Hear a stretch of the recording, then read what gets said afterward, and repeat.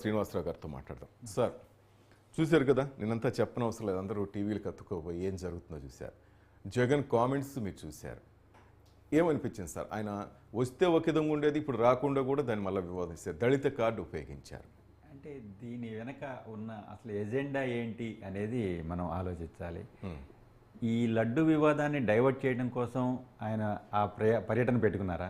మరి పెట్టుకుంటే దాన్ని సక్సెస్ అయ్యాడా? పోనీ దాని నుంచి డైవర్ట్ చేయడం కోసం మరి ఇంత హైప్ తీసుకొచ్చి ఒక్కసారిగా నేను పర్యటనలో ఆగిపోయింది అని ఒక ప్రెస్ పెట్టి దానికి సంబంధం లేని వివాదాలు మళ్ళా, అంటే లడ్డు వివాదానికి సంబంధం లేకుండా మళ్ళీ అక్కడ ఒక దళిత కార్డుని బయటికి తీయటం, అది ఇంకొంచెం ప్రజల్లో ఒక అయోమయాన్ని గందరగోళాన్ని సృష్టించిందనేది నేను అనుకుంటున్నాను. ఎవరి మతం వాళ్ళకి విశ్వాసం ఉంటుంది, తప్పులేదు, దానికి ఎవరూ విమర్శించాల్సిన పని లేదు. కాకపోతే ఏంటంటే హిందూ ధార్మిక సంస్థల్లో కొన్ని పాటించాల్సిన నిబంధనలు ఉంటాయి. కొన్ని దేవాలయాలకు వెళ్తే మనల్ని చొక్కా విప్పేసి రమ్మంటారు, వెళ్ళాలి, పంచి కట్టుకునే రమ్మంటారు, సాంప్రదాయ వస్త్రధారణలో రమ్మంటారు. ఇవి ఏ మతస్థులైనా సరే ఆ దేవాలయానికి వెళ్ళినప్పుడు అవి ఆచరించాల్సిందే. అది కాకుండా నేను వెళ్తాను, నాకు అధికారం ఉంది అని ఎవరు సాహసించడానికి ఆస్కారం ఉండదు. అది పురాతన దేవాలయాల్లో ప్రతి చోట ఉన్నదే అది. అప్పటి రాజులు కూడా అదే సాంప్రదాయాన్ని పాటిస్తున్నవాడు, తర్వాత ప్రజాపాలన వచ్చిన తర్వాత ప్రజాప్రతినిధులు కూడా అదే పాటించాలి.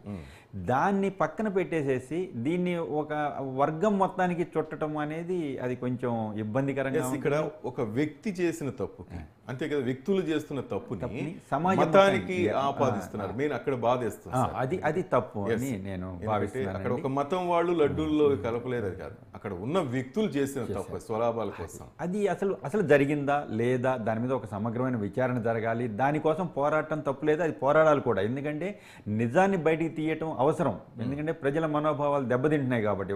దాని మీద ఒక అపారమైన గౌరవం ఉంది. ఆ ప్రసాదం అంటే మనం చాలా పవిత్రతగా భావిస్తాం కాబట్టి దాంట్లో అపచారం జరిగిందా లేదా అనేది మటుకు ఖచ్చితంగా తేల్చాలి. కానీ దాని చుట్టూ రాజకీయాలు అల్లటం అనేది అది ఎవరికి కూడా అది మంచిది కాదు, అది ప్రజలు హర్షించరనేది నా భావన. రైట్. గోపాల్ రెడ్డి గారు నమస్తే సార్.